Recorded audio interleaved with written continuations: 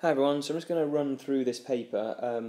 For the questions that there is working for, I will write down the working and work you through it. But for the questions where there's just wordy answers, I'm just going to save them. I won't be writing them in just to save time. So here's our first question. So it says, Table 1 shows some data about fundamental particles in an atom. So there's the mass of proton, neutron, and electron. And it says an atom of hydrogen can be represented as H1. Use data from Table 1 to calculate the mass of this hydrogen atom. So this hydrogen atom has one proton, but it also has one electron. And that's what quite a lot of you forgot about. A lot of you just wrote down the mass of the one proton. So you had to do 1.6725 times 10 to the minus 24 plus 0.0009 times 10 to the minus 24. There are no neutrons in this particular atom of hydrogen as it has a mass number of 1, which is the proton. Remember, electron weighs nothing, so that equals 1.6734 times 10 to the minus 24. And then it says, which one of the following is a fundamental particle that would not be deflected by an electric field? So remember, an electric field is going to deflect things with a charge. So it's the neutron that doesn't have a charge. So that's the one that will not be deflected by an electric field. Then a naturally occurring sample of the element boron has a relative mass of 10.8 in this sample. Boron exists as two isotopes, 11 and 10. Mass numbers 10 and 11.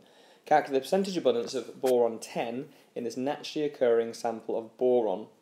So, first off, you can write an equation for this. So, when you're calculating the relative atomic mass from data from a mass spectrometer, what you do is you add together all of the different, where you times the relative abundance by the atomic masses, add them all together and divide by the relative abundances added together. Now you don't have either relative abundances here, so you know that 10x, so that's the mass of the first boron, plus 11y over x plus y has to equal 10.8. That's your relative mass, that's the average that you're going to be calculating at the end. So you can rearrange this. You have 10x plus 11y equals 10.8x plus 10.8y, and then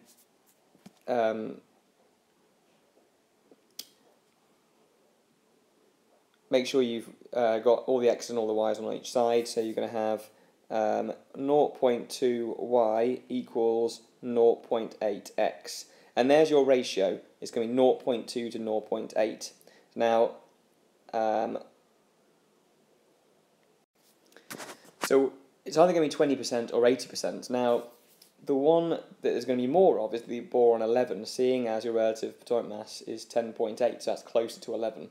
So that means that your relative mass of the boron 10 is going to be the smaller number, so 0.2. So the percentage abundance is 20% for that boron 10. State in terms of fundamental particles why the isotopes of 10 boron and 11 boron have similar chemical reactions. This is all about electrons. This is a standard question. Why these isotopes have similar chemical reactions? It's because they have the same number of electrons or the same electron configurations. You can't say similar.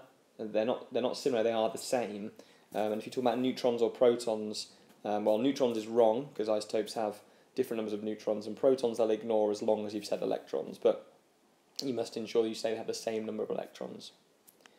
Next one here, complete table 2 by suggesting a value for the third ionization energy of boron. Now, boron has 3 electrons in its outer shell, so its big jump is going to be here. So you've taken away the first electron, the second electron, then the third one, and then suddenly you're in the next shell down, so your big jump. So ideally, you just want to make sure there's the same gap here as there is here. So that's around, what is that, 1700. So add another 1700 onto this one, and that gives you 4,120. So let's say 4,200. Anything between 3,500 and 10,000, I think, got the mark there. Write an equation. Oh, and one other thing, quite a lot of people didn't write anything for that. At least take a guess for these ones. If you're just writing a number, then you're not going to get the mark if you leave it blank, but if you take a guess, then you could get the mark. Next question, write an equation to show the process that occurs when the second ionization energy of boron is measured. Include state symbols in your equation. So boron is B, and if you're taking away the second electron, you're starting with where you've only taken away one, so that's boron plus, and the state symbol, it has to be gaseous, and then you're just removing an electron from that, so you're going to create boron 2 plus, which is also gaseous, plus the electron you've removed. And then explain why the second ionization energy of boron is higher than the first ionization of boron. So this is about the fact you're removing the electron from something that's already positively charged. So that's all you had to say. So you're removing the electron from something that's already positively charged. Next question, when heated, iron 3 nitrate, and it's given you the MR there, is converted into iron 3 oxide, nitrogen dioxide and oxygen. So there's your iron 3 nitrate, iron 3 oxide, nitrogen oxide and oxygen.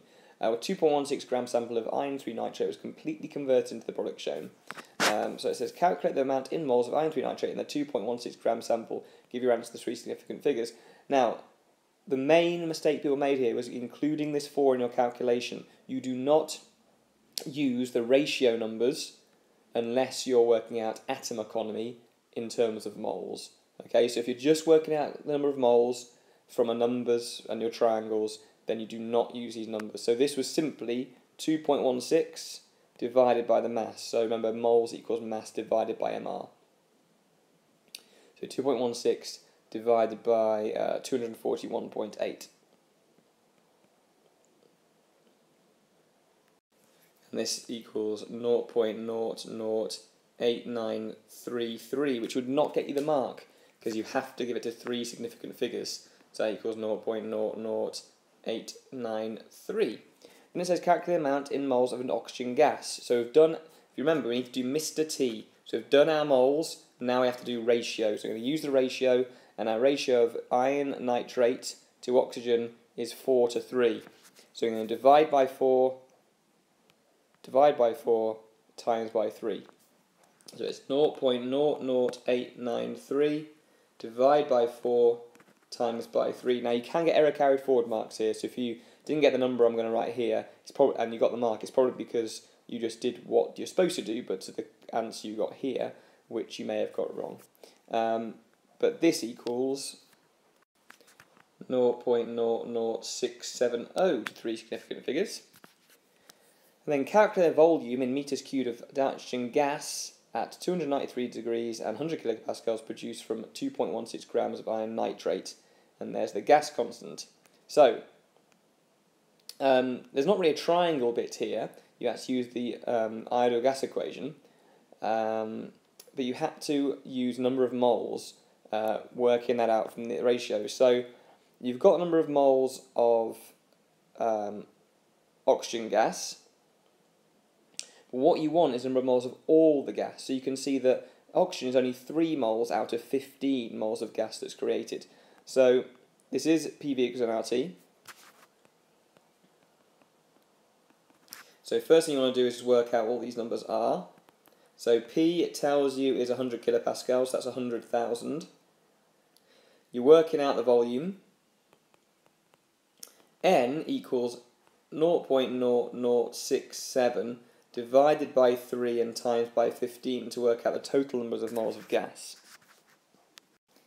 which equals 0.0335. R is your gas constant, 8.31, and T is 293 degrees Celsius, so it's 293 plus 273, and that equals 566. Now, next step is to rearrange this to get V by itself. The number of people that did this wrong is, well, you need to learn how to rearrange these. And essentially, if you're trying to get this P over onto this side, just divide by P on both sides. So it's V equals nRT over P. And that's going to equal 0.0335 times by R, which is 8.31, times by T, which is 566, divided by your pressure is 100,000, and that equals, in meters cubed, which is what it comes out as, so there's no need to convert this into anything because your answer will come out in meters cubed, 0.00158 meters cubed. So suggest a name for this type of reaction that iron 3 nitrate undergoes. So decomposition or thermal decomposition is fine. And then it says suggest why the iron 3 oxide obtained is pure. And that's because the other things that are made are gases. So they'll get released and it will leave the solid by itself. So it's because the other products are gases, and that's the answer there. Next question. Nickel is a metal with a high melting point. State the block in the periodic table that contains nickel. So remember, the periodic table contains 3 blocks that you know of. If it's in this bit, then it's the S block. If it's in this bit, then it's the P block. And if it's in this bit, it's the D block. And that's all it wanted. If you put a number before that, then that's incorrect. Then explain in terms of structure and bonding why nickel has a high melting point. So essentially what you're talking about here is the bonds, they're metallic bonds. So you say nickel is metallic, then you say there's a strong attraction between the lattice of positive metal ions and the delocalized, and that's really key that you put that word in, delocalized electrons, and you have to say that attraction is strong. So there's a strong attraction between the lattice of positive metal ions and delocalized electrons. If you didn't put that, then you've got at least 1 mark saying just there's strong metallic bonding. If you got the wrong sort of bonding, then you lost the marks. If you started off talking about metallic bonding and then said about covalent bonding at the end, that also lost you all the marks. You've got to be, you can't contradict yourself. Then draw a labeled diagram. So all this is asking for is the idea that you've got a lattice of ions, that means they're in a regular arrangement, and then they're all positively charged. The electrons you don't need to draw, so this is all you need to be drawing here. Explain why nickel is ductile. So the key word here is layers. So the layers of ions can slide over each other.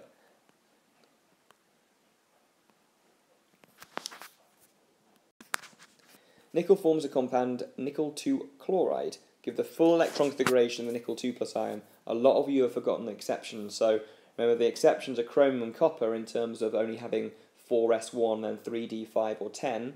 But remember, the ions fill up the 3d before the 4s.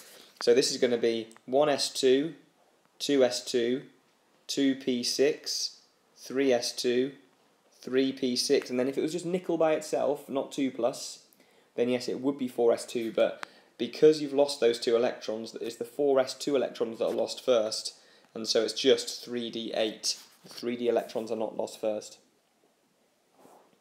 This next one, balancing, I believe is 1, 3, 1, 3, 6, I think. And the substance, water will get you the mark, but they're looking for something that is a base, so either calcium carbonate, calcium oxide, but water did get you the mark because that does react with both gases as well. Ammonia gas readily condenses to form a liquid when cooled. Name the strongest attractive force between 2 ammonia molecules. That's hydrogen bonding. Remember, hydrogen bonding is there between when the molecule has hydrogen attached to fluorine, oxygen or nitrogen, which ammonia does. And then ammonia is NH3. So just draw 2 of those first. And I'll show you what the marks are for. So the first mark is for drawing the lone pair on both of the ammonia molecules. So that got you your first mark. If you only drew it on one of them, then you wouldn't get that mark. And you need to remember there's only 1 lone pair in ammonia. As a general rule, your lone pairs and your bonds, when you're drawing hydrogen bonding, will add up to 4. Then, the second mark, because we're drawing all of the partial charges. So you've got delta positive hydrogens. You have to do that for both of them. and delta negative nitrogens. And then finally, you had to draw an attraction between the delta positive hydrogen and the lone pair of the nitrogen. If it wasn't clear that you knew that it was the lone pair that's attracted towards the hydrogen, not the delta negative nitrogen, then you wouldn't get that last mark. Ammonia reacts with boron trichloride to form a molecule with the following structure. There it is. State how the bond between ammonia and boron trichloride is formed. So the lone pair on nitrogen is donated to the boron. Okay, so when you've got a dated bond, one of your which is what this arrow represents, it's the idea that both of the electrons come from one of the atoms. But when you have a dated bond, the lone pair on one of the atoms is being donated to the other atom. So wherever the arrow is coming from, here the N, that's the one that's donating the lone pair to the boron, which the arrow is going to. Table 3 shows electronegativity values of some elements. Give the meaning of the term electronegativity. So very clear, this definition. The power of an atom to attract electrons, there's your first mark, and then in a covalent bond is your second mark. Has to be in a covalent bond.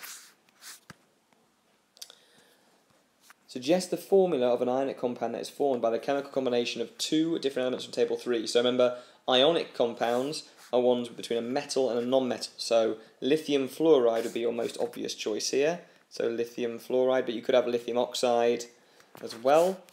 And then suggest the formula of the compound as a least polar bond. So remember, the difference in electronegativity will give you how polar it is. So the bigger the difference, the more polar. So we want the smallest difference. If you look, the smallest difference is between boron and hydrogen. That's just 0.1. So boron is in the third group, so it needs 3 hydrogens to satisfy the number of electrons it can have in its outer shell. So BH3 is your answer there. Some oil-fired heaters use paraffin as a fuel. One of the compounds in paraffin is a straight-chain alkane dodecane. Give the name of the substance from which the paraffin is obtained and state the name of the process used to separate this paraffin from the substance. So you've got crude oil as your substance, and fractional distillation is your process. And then the combustion of dodecane produces several products.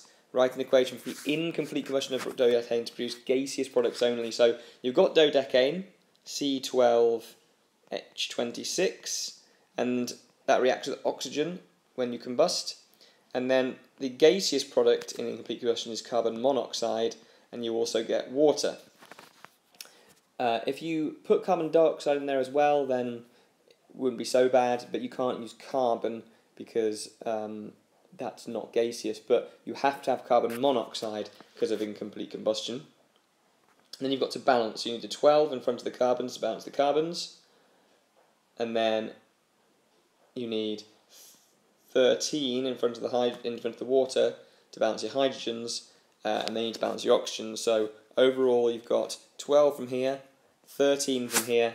So you've got to have 25 divided by 2 oxygens molecules there to balance it up. Oxides of nitrogen are also produced during the combustion of paraffin and air. Explain how these oxides of nitrogen are formed. Now, paraffin does not have nitrogen impurity, so you don't get marks if you put that. It's just that nitrogen and oxygen in air react, and then at high temperatures. So that's where your 2 marks are for there. And then write an equation to show how nitrogen monoxide in the air is converted to nitrogen dioxide. With nitrogen monoxide, mono means 1, so that's NO, plus oxygen, O2, and that makes nitrogen dioxide, NO2. Now, you only get 1 mark for similar equations in A level, and they have to be balanced, so just check they're balanced. And it's not like GCSE where if there's only 1 mark then it's definitely balanced. You only get 1 mark for balanced simple equations. So to balance this you have to have 2's in front of the 2 nitrogen compounds. And then nitric acid contributes to acidity in rainwater. So you've got nitrogen dioxide, NO2, reacting with water, H2O, and oxygen and it gives you nitric acid, that's HNO3. Then you just need to balance, so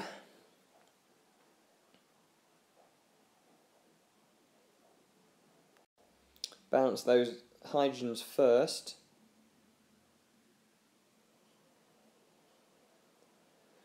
Then balance the nitrogens. Then balance your oxygens. So you've got 6 on this side now. Got 6 on this side. You've got 4, 5, 6, 7. Alright.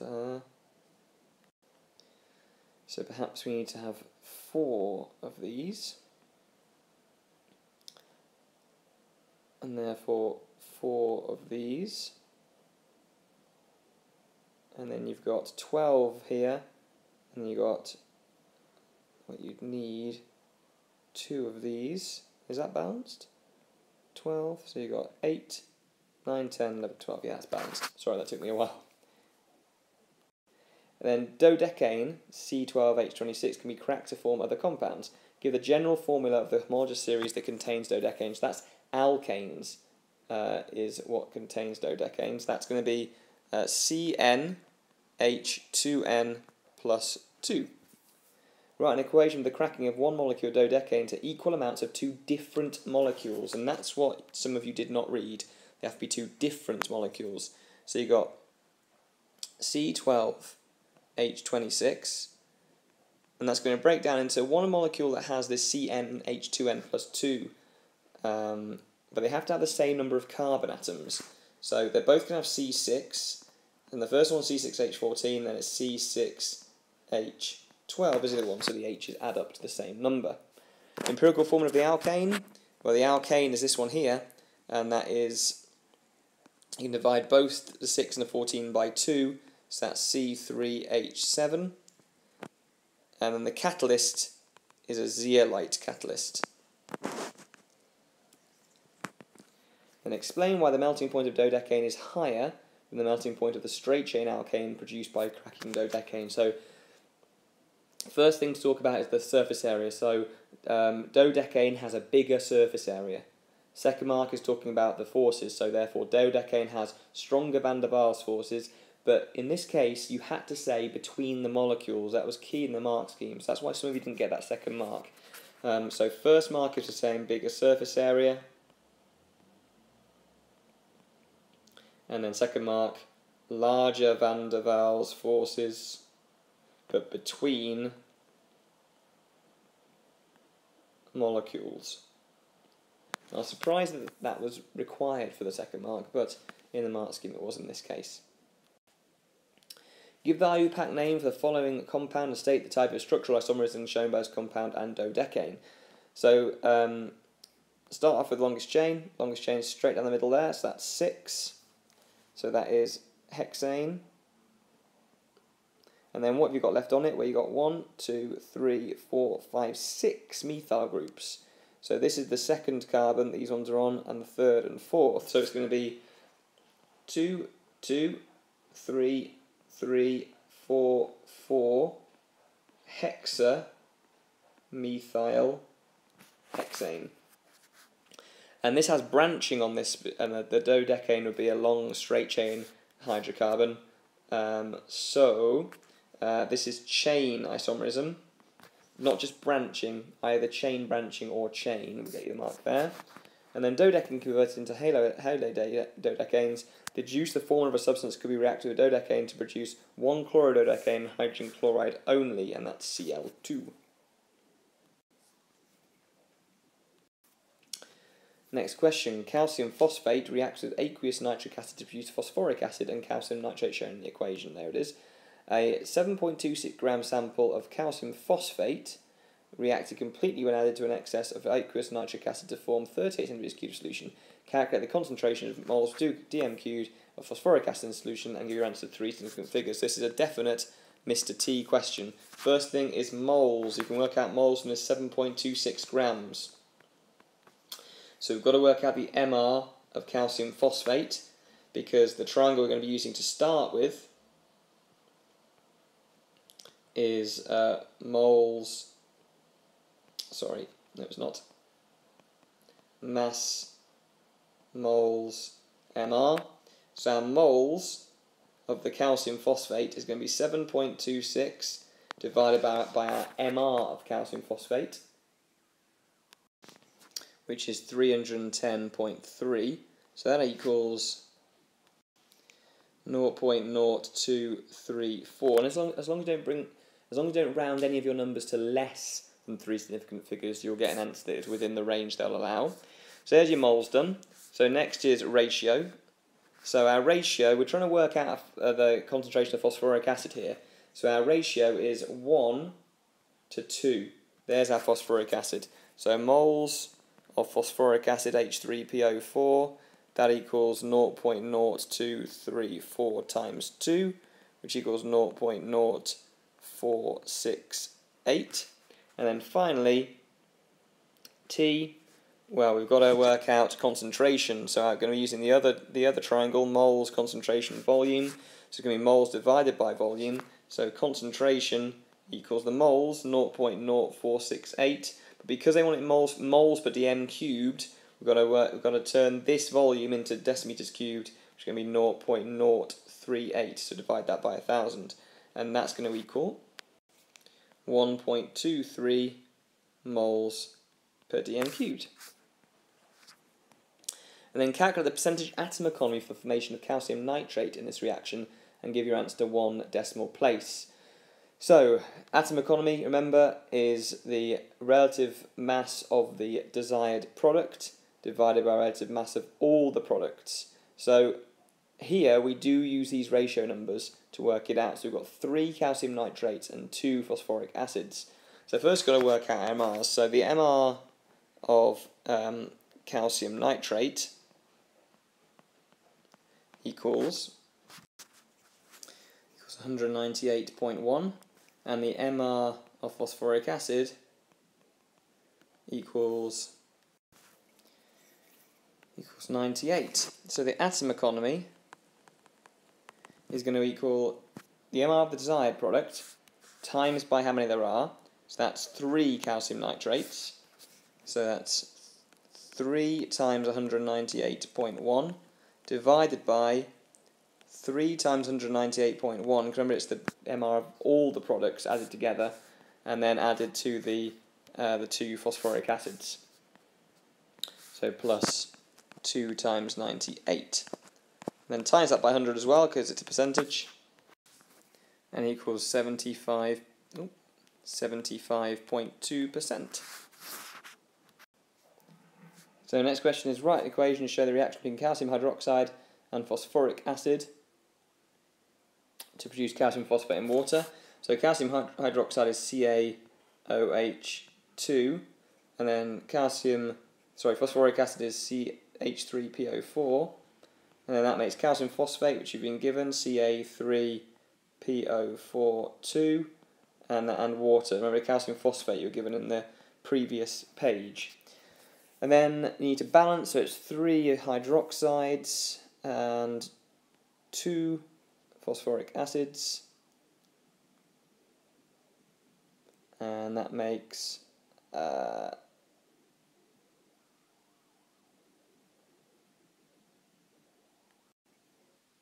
3 waters as well. Next, calcium dihydrogen phosphate can be represented by the formula CaH2PO4X, where X is an integer. And you've got how much calcium dihydrogen phosphate contains hydrogen, phosphorus and oxygen. Calculate the empirical formula and hence the value of X. So the first thing to do is to work out how much calcium there is. And so that is going to equal 9.76, take away everything else, so 0.17, take away 2.59, take away 5.33. So that equals 1.67. Then you've got all your numbers. You've got 1.67, you've got 9.76, oh sorry, not 9.76, 0.17, 2.59 and 5.33. They're the masses of all the different elements in.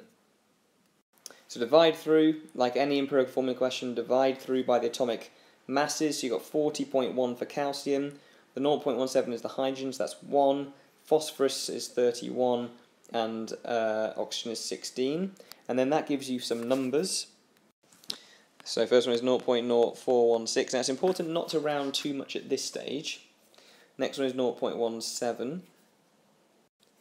Next one is 0.0835. And last one is 0.333. Then divide through by the smallest number, which in this case is this one here. So divide them all by that, so that's 0.0416. Divide them all by it. Make sure you don't make a mistake here, because you can get some weird numbers. And then what this should give you is 1 to 4 to 2 to 8. Now that means you can have a formula of H4P2O8. Now what you want is a formula that looks like this.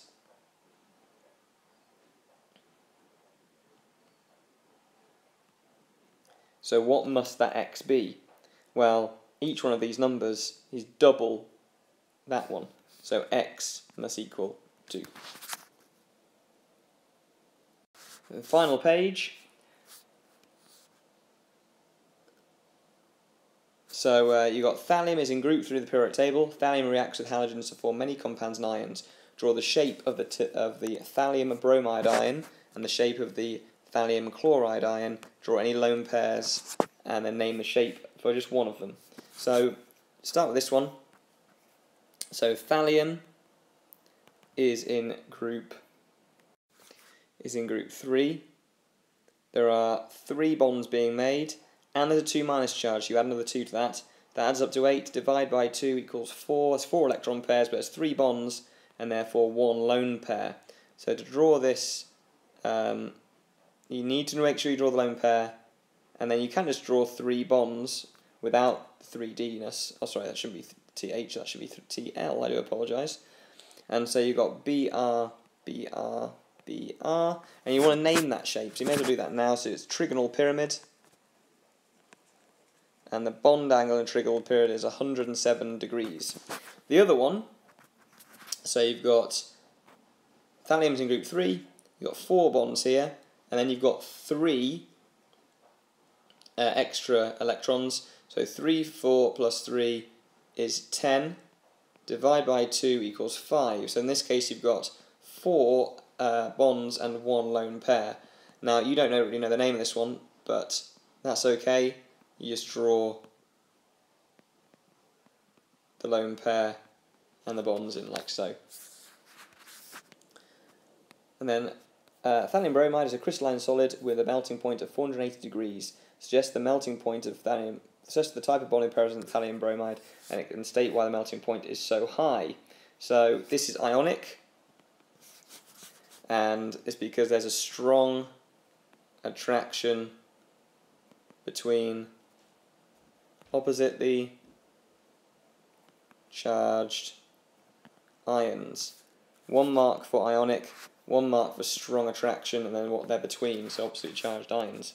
And then finally, write an equation of the formation of thallium bromide from its elements. So thallium 1 bromide means that the thallium has a 1 plus charge. So I keep on writing TH. So TLBr. And that's going to be made from its elements, which are Br2, bromine, and thallium, which is just that. So you just need to have half a bromine. If you've got any questions about any of that, then please email me. But hopefully that has put any questions you may have about the answers to bed.